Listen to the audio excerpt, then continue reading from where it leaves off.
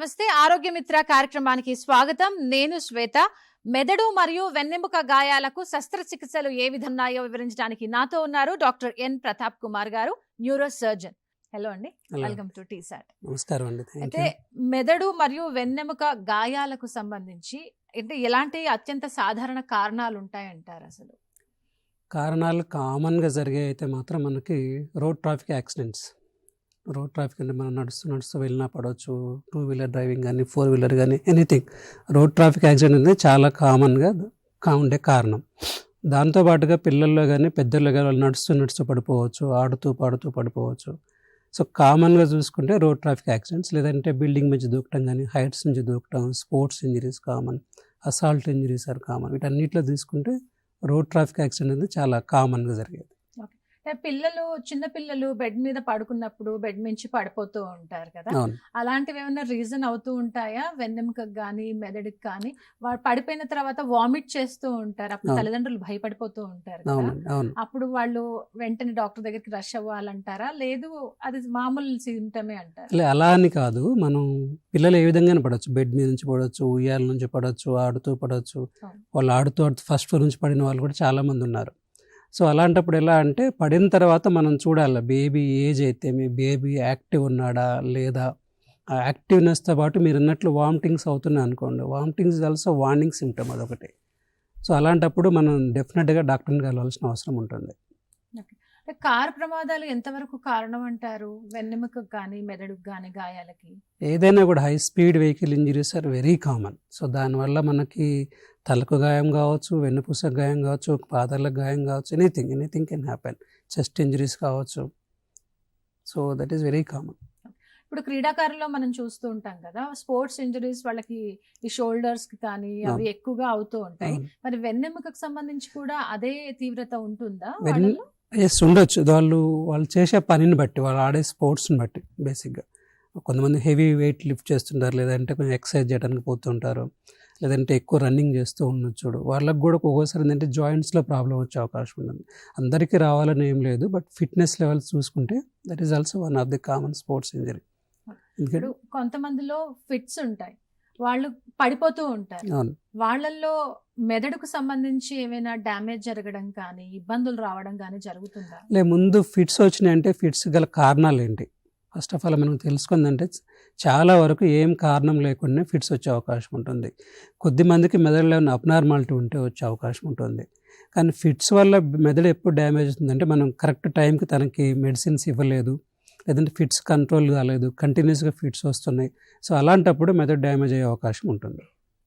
ఇప్పుడు ఆల్కహాల్ తీసుకునే వాళ్ళలో, ఈ మాదక ద్రవ్యాలు తీసుకునే వాళ్ళలో వాళ్ళకి ఏమైనా ఎఫెక్ట్ పడుతుందంటారా వీటి వల్ల వెన్నెముక మీద కానీ లేదంటే బ్రెయిన్ మీద కానీ? డెఫినెట్గా పడుతుంది. ఎందుకంటే ఆల్కహాల్ కానీ డ్రగ్స్ కానీ ఏదైనా కూడా డెఫినెట్గా మెదడు మీద పడుతుంది, వెన్నుపూస మీద పడుతుంది. ఎందుకంటే ఇప్పుడు ఆల్కహాల్ తీసుకున్నప్పుడు రక్తనాళాల్లో తేడాలు వస్తాయి, కొద్దిమందికి ఎక్స్ట్రా బ్లీడ్ అవుతూ ఉంటుంది, కోయాగులేషన్ ప్రాబ్లమ్స్ అనేవి ఉంటుంది. వీళ్ళకి ఆల్కహాల్ తీసుకుని హెడ్ ఇంజరీ అయిన వాళ్ళకి కొంచెం ఎగ్జామిన్ చేయడం కూడా కొంచెం డిఫరెంట్గా ఉంటుంది. ఎందుకంటే వాళ్ళు ఆల్కహాల్కి బింజ్లో ఉన్నారా, లేదంటే తల దెబ్బ తగిలిన వాళ్ళు ఉన్నారని, దానివల్ల అలా డల్గా ఉన్నారనేది కూడా చూడాల్సి ఉంటుంది. సో రెండు డిఫరెన్షియేట్ చేయాలంటే కంటిన్యూస్గా అబ్జర్వేషన్ చేసుకుంటూ ఉంటే బాగుంటుంది.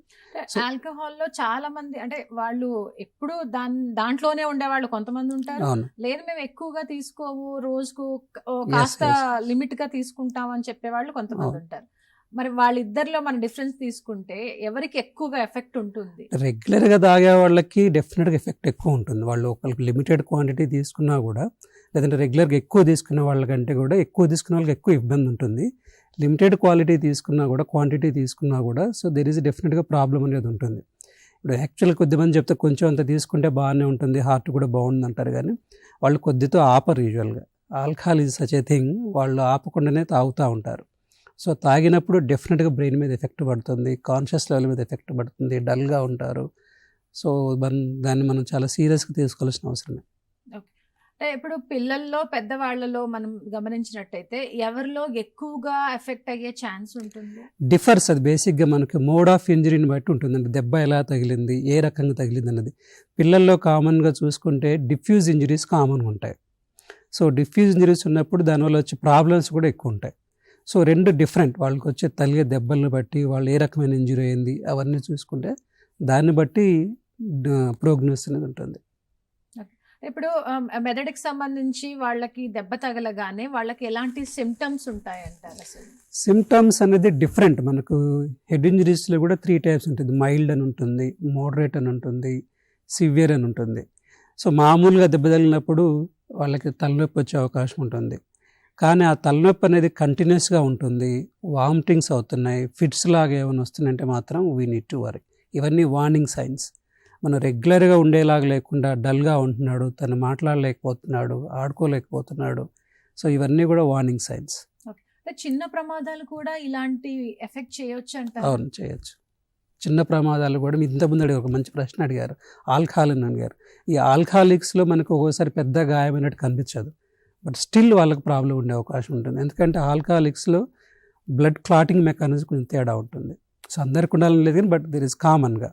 సో అలాంటప్పుడు వీళ్ళకి చిన్న గాయమైనా కూడా పెద్ద దెబ్బ తగిలే అవకాశం ఉంటుంది. అంటే మెదడుకి సంబంధించి దెబ్బలు తగిలిన తర్వాత కానీ కింద పడిపోవటం వల్ల కానీ ఇప్పుడు వెర్టిగో సమస్యతో కొంతమంది ఇబ్బంది పడుతుంటారు కదా, వాళ్ళు కళ్ళు తిరిగి పడిపోవడం అలాంటివి జరిగినప్పుడు వాళ్ళలో ఏమైనా మెదడుకు సంబంధించి ఇబ్బందులు రావచ్చు. ఎందుకంటే మనకు తలకు కొద్దిమంది పేషెంట్స్ ఎలా వస్తుంటే మాకు కళ్ళు తిరిగే పడిపోయామంటారు. ఈ కళ్ళు తిరిగి పడిపోవడం అనేది 2 రకాలు ఉంటుంది. ఒకటేమో వాళ్ళు చెప్పే పద్ధతి ప్రకారం మాకు నిజంగానే కళ్ళు తిరిగే పడిపోయాడు అనుకోవచ్చు. ఇంకోటి ఏంటంటే బ్రెయిన్ స్ట్రోక్లో కూడా కొద్దిమందికి పోస్టీరియర్ సర్క్యులేషన్ స్ట్రోక్ ఉంటాం, అంటే చిన్న మెదడులో అట్లా ఇన్వాల్వ్ అయినప్పుడు ఒక్కొక్కసారి వాళ్ళకి ఫస్ట్ సిమ్టమే కళ్ళు తిరగటం ఉండొచ్చు. సో కళ్ళు తిరిగినప్పుడు కూడా మనం చాలా జాగ్రత్తగా ఉండాలి. ఎందుకంటే ఒకరికి బీపీ ఉంది, షుగర్ ఉంది, ఏజ్ ఎక్కువ ఉంది, వాళ్ళు కళ్ళు తిరుగుతున్నాయంటే మనం డెఫినెట్గా ఆలోచించాల్సిన అవసరం ఉంటుంది. కళ్ళు ఒక 1-2 మినిట్స్ తిరిగి తగ్గిపోయిందంటే పర్లేదు. దాంతోపాటు వేరే ప్రాబ్లమ్స్ ఉన్నాయి. ఫర్ ఎగ్జాంపుల్ కళ్ళు తిరుగుతున్నాయి, మాట తడబడుతుంది, నడక తడబడుతుంది, then we need to worry this something is going wrong. So దానికోసం మనం ఎవాల్యుయేట్ చేసుకోవాల్సిన అవసరం ఉంటుంది. ఇప్పుడు ఆవేశంలో చిన్నపిల్ల అయినా కానీ లేదంటే పెద్దవాళ్ళు గొడవ పడుతున్నప్పుడు కానీ చెంప మీద కొట్టడం చేస్తూ ఉంటారు. అవును, ఆ స్లాప్ ఒక్కొక్కసారి చిన్నగా ఉండొచ్చు, ఒక్కొక్కసారి చాలా గట్టిగా కూడా ఉండొచ్చు. అదేమైనా ఎఫెక్ట్ పడుతుందంటారా? కంకషన్ ఇంజరీస్ అని ఉంటుంది. అంటే మనకు దెబ్బ తగిలినప్పుడు మన ఇక్కడ కొట్టారనుకోండి, ఇక్కడే దెబ్బ తగిలిన ఏం లేదు. సో బ్రెయిన్ ఒక్కోసారి మూమెంట్ అవుతుంది. సో మూమెంట్ అయినప్పుడు ఒక్కొక్కసారి ఆపోజిట్ సైడ్లో కూడా డ్యామేజ్ ఉండే అవకాశం ఉంది. ఇంపాక్ట్ని బట్టి, అంటే మనం చిన్నగా కొట్టారా పెద్దగా కొట్టారా ఇంపాక్ట్ని బట్టి తేడా పడుతుంది. సో బ్రెయిన్కి కూడా కంకషన్ ఇంజరీస్ ఉంటుంది. ఇంకోటి కంట్రీ కూప్ ఇంజరీస్ ఉంటుంది, అంటే మనం ఇక్కడ కొడితే ఆపోజిట్ సైడ్లో దెబ్బ ఉండే అవకాశం ఉంటుంది. సో ఉండే అవకాశం. అసలు ఏంటి ఈ కంకషన్ ఇంజరీస్ అంటారు? అంటే బ్రెయిన్లో మనకు పెద్దగా ఏం కనిపించదు, అంటే బ్రెయిన్ సర్క్యులేషన్లో తేడా, ఎలక్ట్రిక్ ఫిజియాలజీ కొంత తేడా వచ్చేసి సో వాళ్ళకి ఎలా అంటే మనం కొట్టగానే ఒకసారి బ్లడ్లో కూడా బ్రెయిన్లో కూడా సర్క్యులేషన్ ఆగిపోయినట్టు వేసి ఒకసారి స్పృహ కోల్పోవటం కానీ, లేదంటే తర్వాత తలనొప్పి కానీ రావటం కానీ, వీళ్ళు కంకషన్ ఇంజరీ అంటే వాళ్ళకి పెద్దగా ఏం కనిపించరు మనకు, కానీ కొంచెం డల్గా ఉండటం కానీ, ఫ్రీక్వెంట్గా వాళ్ళు హెడేక్ కంప్లైంట్ చేస్తూ ఉంటారు. అసలు ఎలాంటి హెడేక్ ని వీళ్ళు కొంచెం తీవ్రంగా పరిగణించి డాక్టర్ దగ్గరికి వెళ్ళాలి? మనకు తెలిసిపోతుంది రోజు వచ్చే తలనొప్పికి ఈ తలనొప్పి వాళ్ళ తల గాయాల వల్ల కానీ లేదంటే బ్రెయిన్ ట్యూమర్ కానీ వచ్చే తలనొప్పి కొంచెం తేడా ఉంటుంది. ఎందుకంటే బ్రెయిన్లో ఏదైనా ప్రాబ్లం ఉన్నప్పుడు అది కంటిన్యూస్గా తలనొప్పి ఉండే అవకాశం ఉంటుంది. వాళ్ళ తల మొత్తం తలనొప్పి ఉండే అవకాశం ఉంటుంది. లేదంటే ఎర్లీ మార్నింగ్ తలనొప్పితో పాటు వాంతులు కూడా అయ్యే అవకాశం ఉంటుంది. సో తలనొప్పితో పాటు వాంతులు కూడా అవుతున్నాయి, వాంతులు అయిన తర్వాత తలనొప్పి తగ్గుతుంది అన్నప్పుడు we need to think there is something is wrong అనేసి. ఇప్పుడు చిన్నపిల్లల్ని ఎత్తుకొని వాళ్ళని గాల్లో ఇట్లా జంప్ చేయించి పట్టుకోవటం ఇలాంటి సరదాగా చేస్తూ ఉంటారు. అలాంటి ప్రక్రియ ఎంతవరకు కరెక్ట్? ఆ చేస్తున్న విధానంలో వాళ్ళ బ్రెయిన్ మూమెంట్ కానీ అప్పుడు ఏమన్నా చిన్నగా వాళ్ళ మీద ఏమైనా ఎఫెక్ట్ పడటం అలాంటివి ఏమైనా జరుగుతుంది? యూజువల్గా చాలా తక్కువ ఉంటాయి, అన్లెస్ మనం చాలా పైకి ఎగరేసి లేదంటే కింద పట్టేట్టు చేసుకుంటే తప్పించేసి యూజువల్గా చిన్నగా అయితే పెద్ద ఇష్యూస్ ఏమి ఉండవు. కానీ మీరు అన్నట్లు మనం ఎంత ఎత్తుకు ఎదిగేస్తున్నాం, ఎంత పైకి ఎగరేస్తున్నాం, సో అవన్నీ చూసుకోవాల్సి వస్తుంది. అలాంటప్పుడు కొంచెం చేంజెస్ ఉంటాయి, కానీ మ్యాక్సిమం కింద పడితే మళ్ళీ ప్రాబ్లం అవుతుంది. ఇప్పుడు చిన్న చిన్న ప్రమాదాలు ఎఫెక్ట్ చూపిస్తాయి అంటున్నారు, ఇంకా వీళ్ళకు ఉండే ఆరోగ్యరీత్యా వచ్చే కంప్లైంట్స్, ఫిట్స్ లాంటివి అలాంటివి కూడా మెదడుకు సంబంధించి డ్యామేజ్ జరుగుతుంది. ఇంకా ఎలాంటి హెల్త్ కండిషన్స్ మన బ్రెయిన్ మీద ఎఫెక్ట్ చూపించవచ్చు అంటారు? హెల్త్ కండిషన్ బీపీ, షుగర్ ఉంది, థైరాయిడ్ ప్రాబ్లం ఉంది, కొలెస్ట్రాల్ ప్రాబ్లం ఉంది. సో ఇలాంటి వాళ్ళకు కూడా చాలా, ఎందుకంటే వాళ్ళకి బ్లడ్ సర్క్యులేషన్లో కొంచెం తేడా పడుతుంది, బ్లడ్ వెజల్స్ కొంచెం బ్లాక్ అయ్యే అవకాశం ఉంటుంది. సో అలాంటప్పుడు వీళ్ళకి తల మీద ఎఫెక్ట్ పడే అవకాశం ఉంది. దాంతోపాటుగా ఇంతకుముందు చెప్పినట్టుగా రక్తం గడ్డగట్టుకొని కొద్దిమంది తేడాలు ఉంటాయి, దానివల్ల కూడా ఎఫెక్ట్ ఉండే అవకాశం ఉంటుంది. ఇప్పుడు గాయం తగిలిన తర్వాత ఆ ప్రమాదం యొక్క తీవ్రత ఏ విధంగా, ఎలాంటి హెచ్చరికలతో బయటపడుతుంది? అది తీవ్రత అంటే ఇంతకుముందు చెప్పిన మైల్డ్ మోడరేట్ హెడ్ ఇంజరీస్లో వాళ్ళకి ఓన్లీ పేషెంట్ బాగానే ఉండొచ్చు, మైల్డ్ ఇంజరీ బాగానే మాట్లాడుతూ ఉండొచ్చు, కానీ కంటిన్యూస్గా హెడేక్ ఉండే అవకాశం ఉంటుంది. కంటిన్యూస్గా తలనొప్పి ఉన్నా, లేదంటే వామిటింగ్స్ అవుతున్నా, ఫిట్స్ వస్తున్నా, లేదంటే ఒకవైపు కాలు చేయి పని చేయకపోతున్నా, లేదంటే తలనొప్పి ఇప్పుడు బాగానే ఉన్నాడు, కొన్ని గంటల తర్వాత డౌన్ అయిపోయినాడు. సో ఇవన్నీ కూడా వ్యాధి తీవ్రత అంటే తలలో సమ్ ప్రాబ్లం ఉందని తీవ్రతను తెలియజేస్తూ ఉంటుంది. సో ఇవి కంటిన్యూస్గా ఉన్నప్పుడు మనం డెఫినెట్గా స్కానింగ్ అన్ని చేసుకోవాల్సి ఉంటుంది. ఓకే, అంటే ఇప్పుడు ఎముకలు ఉంటూ ఉంటాయి, గుల్లబారిపోవడం అని చెప్పేసి బోన్కి సంబంధించి, లేదా కణుతులు ఈ మధ్య కాలంలో మనం చూస్తున్నాం. ఇవన్నీ ఏమైనా మన వెన్నెముకకు సంబంధించిన జబ్బులు, ఆ వ్యాధుల తీవ్రతను ఏమైనా ఇంకా పెంచుతాయా? అలాంటి ప్రమాదం ఏమైనా ఉందా? డెఫినెట్గా పెంచుతుంది. ఆస్టియోపోరోటిక్ బోన్స్ కానీ లేదంటే బోన్ ట్యూమర్స్ ఉన్నా కూడా డెఫినెట్గా మనకు స్పైన్ ఇంజరీస్ని ఇంక్రీజ్ చేసే అవకాశం ఉంటుంది. ఇప్పుడు మీరు ఇంత బోన్ వీక్ అయింది అనుకోండి, ఆస్టియోపోరోసిస్ అన్నప్పుడు నడుస్తూ పెద్దవాళ్ళు పడిపోతారు. అలాంటప్పుడు స్పైన్ కొంచెం క్రష్ అయి ఉంటుంది, కంప్రెస్ అయిపోతుంది అనమాట. సో ఫ్రాక్చర్స్ అయ్యే అవకాశం ఉంటుంది. సో అలానే మీరు ట్యూమర్స్ అన్నారు, స్పైనల్ కార్డ్ ట్యూమర్స్ ఉన్నా కూడా అది గడ్డ లోపలికి వెళ్ళింది అనుకోండి, వెన్నుపూస నరాల మీద ఎఫెక్ట్ పడినప్పుడు కాలు చేయి పడిపోయే అవకాశాలు ఉంటుంది. సో రెండు కూడా ఉన్న వాటిని కొంచెం ఇంక్రీజ్ అయ్యే అవకాశం చేస్తుంది. ఓకే, ఇప్పుడు బ్రెయిన్కి సంబంధించి ఒక యాక్సిడెంట్ అయిన వెంటనే డాక్టర్ దగ్గరికి వెళ్ళిన తర్వాత అంటే ఎలాంటి సిమ్టమ్స్ చూసి వీళ్ళు అంటే కొంచెం భయపడాలి, లేదు వీళ్ళు సేఫ్గానే ఉన్నారని వాళ్ళు అనుకోవాలి? అది ఇంతకుముందు చెప్పినట్లు కదా, మనకి కంటిన్యూస్గా తలనొప్పి ఉంటుంది, లేదంటే తలనొప్పితో పాటు వాంతులు అవుతున్నాయి, లేదంటే ఒక్కసారి ఫిట్స్ వచ్చింది, లేదంటే కాలు చేయదని వీక్నెస్ అనిపిస్తుంది కంపారిజన్ చూసుకున్నప్పుడు. సో అలాంటప్పుడు వీ నీడ్ టు వరీ. అదొకటి. ఇంకోటి మా న్యూరోసర్జరీ భాషలో ఒక స్కేల్ ఉంటుంది, గ్లాస్గో కోమా స్కేల్ అని. సో దాని నుంచి మేము కౌంట్ చేస్తాం, అంటే ఐ ఓపెనింగ్ ఉందా, మోటార్ అని కాలు చేతులు కదిలిస్తున్నాడా లేదా, లేదంటే మాట ఎలా ఉంది. సో ఈ సౌండ్స్ని బట్టి దాన్ని గ్రేడ్ చేస్తాం, మైల్డ్, మోడరేట్, సివియర్ అని, ఆ స్కోర్ని బట్టి. సో మోడరేట్ ఉన్నప్పుడు ఒక్కోసారి సివియర్గా అయ్యే అవకాశం ఉంటుంది. సో సివియర్ హెడ్ ఇంజరీ ఉన్నప్పుడు వాళ్ళ ప్రాబ్లమ్స్ కూడా వేరే ఉంటుంది, అన్కాన్షియస్ ఉండొచ్చు, రెస్పాన్స్ ఉండకపోవచ్చు. So differ. సో ఈ సిమ్టమ్స్ని బట్టి మేము చూసుకుంటూ ఉంటాం. అంటే ప్రమాదం జరిగిన తర్వాత క్లాట్ ఒక్కటే ఉంటుందా, బ్రెయిన్కి సంబంధించి ఇంకా ఇతర ఇబ్బందులు ఏమైనా రావచ్చు? క్లాట్ ఉండాలని రూల్ ఏం లేదు. ఒక డిఫ్యూజ్ యాక్సిల్ ఇంజరీ ఒక కండిషన్ ఉంటుంది, దానిలో పేషెంట్ అన్కాన్షియస్ ఉంటాడు, స్కాన్ అంతా నార్మలే ఉంటుంది. సో అలాంటప్పుడు మనం చూడాలి, దాంట్లో ఈ క్లాట్స్ ఏం లేవు కదా, మరి పేషెంట్ ఎలా ఎందుకున్నాడంటే that is one condition, diffuse axonal injury ఒకటి ఉంటుంది. దాంట్లో మనకు స్కాన్స్లో పెద్దగా ఏం కనిపించదు, కానీ పేషెంట్ మాత్రం డల్గా ఉంటాడు. సో డెఫినెట్గా మనకు క్లాట్స్ ఉండాలని రూల్ ఏం లేదు, కానీ చాలా వరకు ఉన్నప్పుడు మనం చూసుకున్నప్పుడు బ్లీడ్స్, రకరకాల బ్లీడ్స్ ఉండే అవకాశం ఉంటుంది. అంటే ఎలాంటి బ్లీడ్ ప్రమాదకరం అంటారు? మామూలుగా ఇంతకుముందు చెప్పినట్టు డిఫ్యూజ్ యాక్సిల్ ఇంజరీ అనేది చాలా ప్రమాదకరం, అది దానికి రికవరీకి టైం పడుతుంది. కొన్ని ఏమో సర్జరీ చేసినట్లు ఉంటాయి, కొన్ని సర్జరీ చేయనట్లు ఉంటాయి. చిన్న చిన్న క్లాట్స్ ఉంటే మనం సర్జరీ ఏం ఆఫర్ చేయము వాళ్ళకి.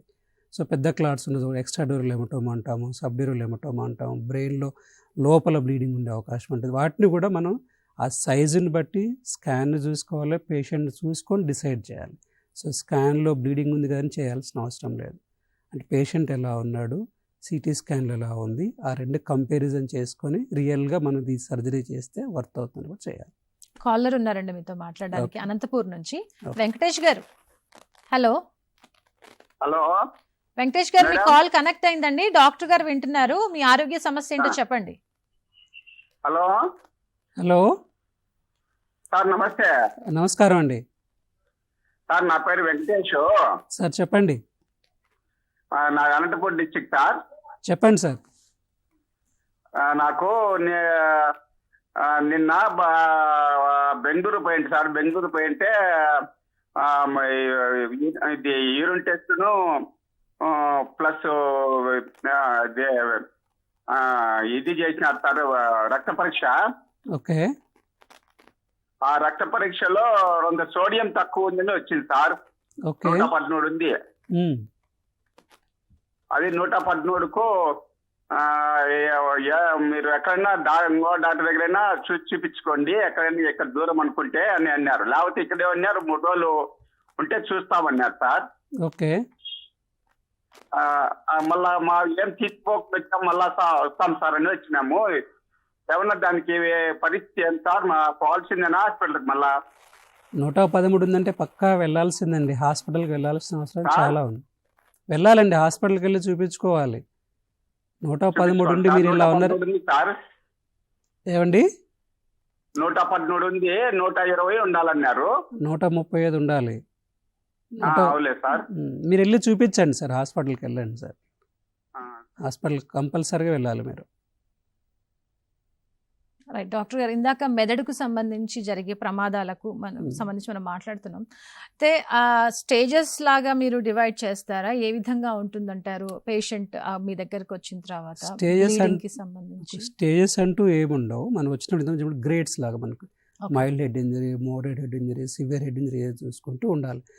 ఇది హెడ్ ఇంజరీ పేషెంట్స్ ఎప్పుడైనా ఒక రోజులో చూసాము బాగుందని హ్యాండ్స్ అప్ అనడానికి ఉండదు అది. సో మనం చూసిన ఒక 2-3 అవర్స్లో కూడా వాళ్ళ స్కేల్ చేంజ్ అయిపోవచ్చు. ఇప్పుడు కాన్షియస్ ఉన్న పేషెంట్ కూడా తర్వాత డల్ అయ్యే అవకాశం ఉంటుంది. So it's every day process. ఎలా ఇంప్రూవ్ అవుతున్నారా, డౌన్ అవుతున్నారా, డౌన్ అయితే ఎందుకు డౌన్ అవుతున్నారు, అవసరమైతే మళ్ళీ స్కాన్ చేసుకోవాలా, అదొక్కటే ఉందా, లేదంటే మీ ఇంతకుముందు ఇతను కాలర్ అడిగినప్పుడు సోడియం లెవెల్స్ ఒక్కోసారి తగ్గుతూ ఉంటాయి, అవి ఏమైనా తగ్గాయా, లేదంటే ఇన్ఫెక్షన్స్ ఏమైనా ఉన్నాయా. So it's process. ఒక్క రోజులో మనం ఇది హ్యాండ్స్ అప్ బాగానే ఉన్నాం కదా అనుకోవడానికి ఉండదు.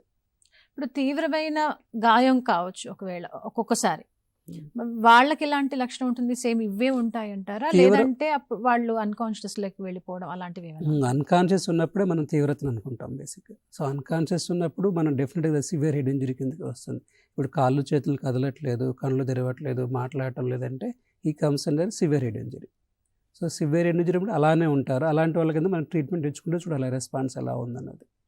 ఇప్పుడు యాక్సిడెంట్ ఒకవేళ మార్నింగ్ జరిగింది అనుకోండి, వాళ్ళని అబ్జర్వేషన్లో ఎన్ని అవర్స్ పెడతారు? డిపెండ్స్. అదే మనకి ఇప్పుడు వచ్చినప్పుడు ఆయన కండిషన్ ఎలా ఉంది, పేషెంట్ ప్రస్తుతానికి కాన్షియస్ ఉన్నాడు, మాట్లాడుతున్నాడు, గుర్తుపడుతూ ఉన్నాడు, వేరే ఏం ప్రాబ్లం లేదంటే we can send him, no problem.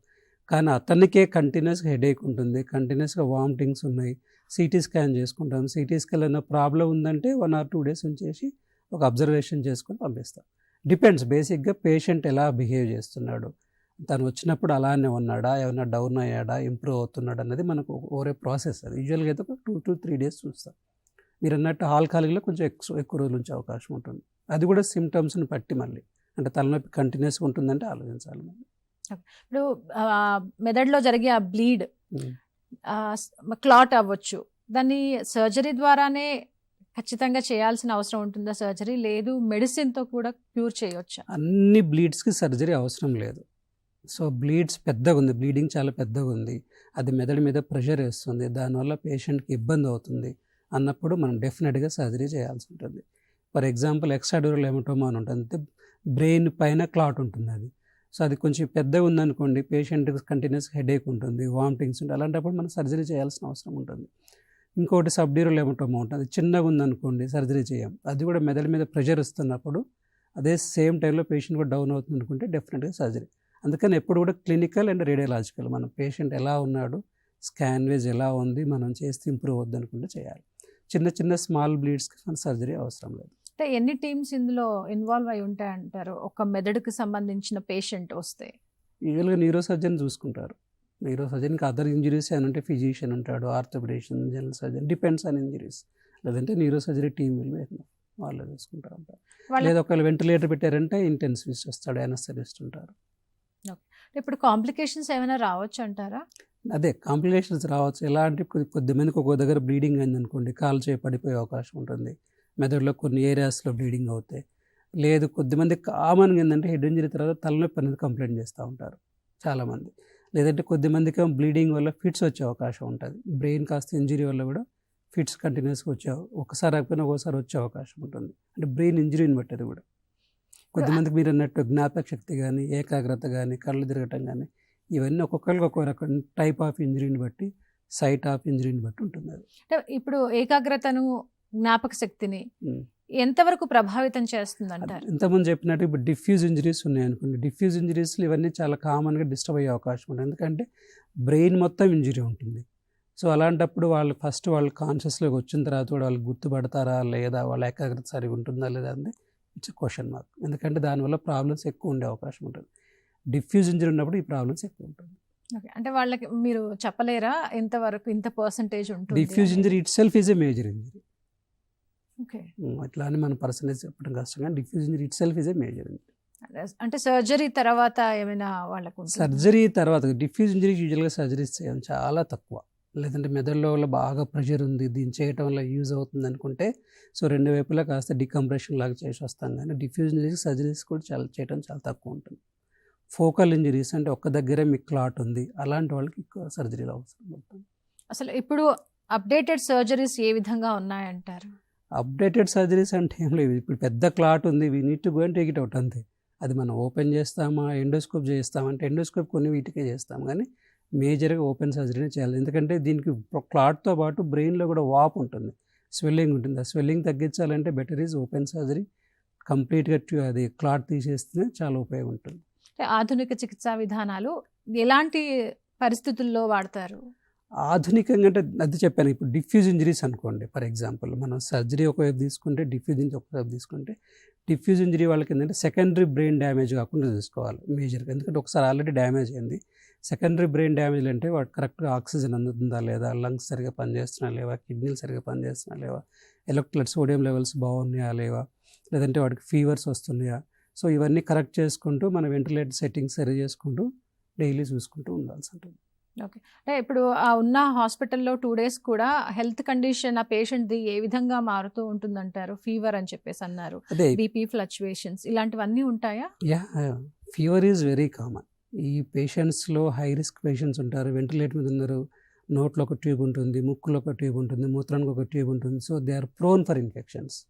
So అలాంటప్పుడు మనం రెగ్యులర్గా చూసుకోవాలి, జ్వరం ఎంత ఉంది, 101 ఉందా, 102 ఉందా, 100 ఉందా, దానికి రీజన్ ఏందని చూసుకోవాల్సి ఉంటుంది. అసలు రీజన్ని బట్టి ట్రీట్ చేసుకోవాలి. ప్రమాదం జరిగిన ఎన్ని గంటల్లోపు, ఎన్ని నిమిషాల్లోపు డాక్టర్ దగ్గరికి ఆ పేషెంట్ని తరలిస్తే వాళ్ళు సేఫ్గా ఉంటారు? Usually within 1 hour. That is called golden hour of polytrauma. 1 hourలో కనుక మనం తీసుకొచ్చినట్లయితే వాళ్ళకి హెడ్ ఇంజరీ ఉందా, వేరే ఇంజరీ అన్నీ ఎవాల్యుయేట్ చేసుకునేసి ఫస్ట్ మనం ఏదైనా హెడ్ ఇంజరీ కానీ ఎనీ ఇంజరీ పేషెంట్ వచ్చినప్పుడు మనం చూడాల్సింది ABC అంటే ఎయిర్వే బ్రీతింగ్ సర్క్యులేషన్. అంటే గాలి సరిగా తీసుకుంటున్నాడా లేదా, అంటే బ్రీతింగ్కి ఏమైనా ప్రాబ్లం అవుతుందా, లేదంటే పల్స్ బీపీ ఎలా ఉంది, దట్ ఈస్ కాల్డ్ సర్క్యులేషన్. ఈ 3 కనుక మనం సెక్యూర్ చేయగలిగినట్లయితే మన పేషెంట్ జాగ్రత్తగా కాపాడుకునే అవకాశం ఎక్కువ ఉంటుంది. అంటే within first hour of trauma, that is called golden hour of trauma. Sir, ఇందాక మెదడుకు సంబంధించి మనం మాట్లాడుతున్నాం కదా, మెదడుకు సంబంధించి యాక్సిడెంట్ వల్ల కానీ ఇంకా ఇతర ఏ కారణాల వల్ల పడిపోవడం వల్ల కానీ మెదడుకు జరిగే ప్రమాదాల వల్ల వచ్చే ఆ క్లాట్స్ కానీ లేదంటే ఇంకా ఏదైతే బ్లీడింగ్ ఉందో వీటన్నిటికీ మీ దగ్గరకు వచ్చాక ఎగ్జామినేషన్ అనేది ఏ విధంగా చేస్తారు అసలు?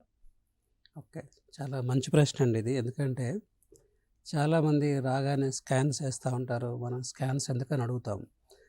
సో ఎనీ ఇంజ్యూర్డ్ పేషెంట్ వచ్చినప్పుడు యాజ్ ఏ న్యూరో సర్జన్గా అంటే యాజ్ ఏ స్పెషలిస్ట్గా మేము బేసిక్గా చూడాల్సింది పేషెంట్ కాన్షియస్లో ఉన్నారా, మన హిస్టరీ అడుగుతాం. ఫస్ట్ ఎలా దెబ్బ తగిలింది, రోడ్ ట్రాఫిక్ యాక్సిడెంట్ అయిందా, పైనుంచి పడ్డారా, నడుస్తూ పడ్డారా. సో వాటితో పాటుగా ఇంకా అసోసియేటెడ్ ఇంజరీస్ పేషెంట్కి ఇంకా అసోసియేటెడ్ ప్రాబ్లమ్స్ ఏమైనా ఉన్నాయా. ఫస్ట్ ఈ హిస్టరీ తీసుకున్న తర్వాత పేషెంట్ స్పృహలో ఉన్నాడా, లేదంటే స్పృహ కోల్పోయాడా, దాంతోపాటు వాంతులు అయ్యాయా, ఫిట్స్ ఏమైనా వచ్చాయా, ఫస్ట్ టైం ఫిట్స్ వచ్చాయా, ఇంతకుముందు ఫిట్స్ ఉన్నాయా, లేదంటే కాలు చేతులని ఇబ్బంది అనిపిస్తుందా, కాలు చేతులకి ఏమైనా ఫ్రాక్చర్స్ ఉన్నాయా. వీటితో పాటుగా అసోసియేట్ ఇంజరీస్ ఏమైనా ఉన్నాయా, అంటే చెస్ట్ ఇంజరీ కానీ, లంగ్స్ ఇంజరీ కానీ, అబ్డామినల్ ఇంజరీ కానీ, లాంగ్ బోర్ ఇంజరీస్ కానీ ఏమైనా ఉన్నాయని చూసుకొని మెడికల్ కండిషన్స్ ఇంకా ఏమైనా బీపీ కానీ, షుగర్ కానీ, ఇప్పుడు బ్లడ్ థిన్నర్స్ వాడుతూ ఉంటారు కొద్దిమంది ఏజ్ పేషెంట్స్లో, వాళ్ళకని బ్లడ్ థిన్నర్స్ ఏమైనా వాడుతున్నారు. ఎందుకంటే ఇవన్నీ కూడా ఏదో ఒక రూపంలో బ్రెయిన్ మీద ఎఫెక్ట్ పడే అవకాశం ఉంటుంది. సో అలాంటప్పుడు పేషెంట్కి ఇప్పుడు లాస్ ఆఫ్ కాన్షియస్నెస్ ఉందంటే పడగానే స్పృహ కోల్పోయారు, అలానే ఉన్నారు, తెలివిలోకి రాలేదు. అలాంటప్పుడు లేదంటే పడగానే కంటిన్యూస్ హెడేక్ ఉంటుంది, వామిటింగ్స్ ఉన్నాయి వాళ్ళకి, లేదంటే పడ్డ తర్వాత వీటితో పాటు ఫిట్స్ కూడా వచ్చాయి, లేదంటే పక్షవాతం లాగా వచ్చింది. సో ఇలాంటప్పుడు మేము ఫస్ట్ పేషెంట్ మన హాస్పిటల్కి రాగానే ఫస్ట్ హిస్టరీ తీసుకున్న తర్వాత స్టెబిలైజ్ చేయాల్సి ఉంటుంది.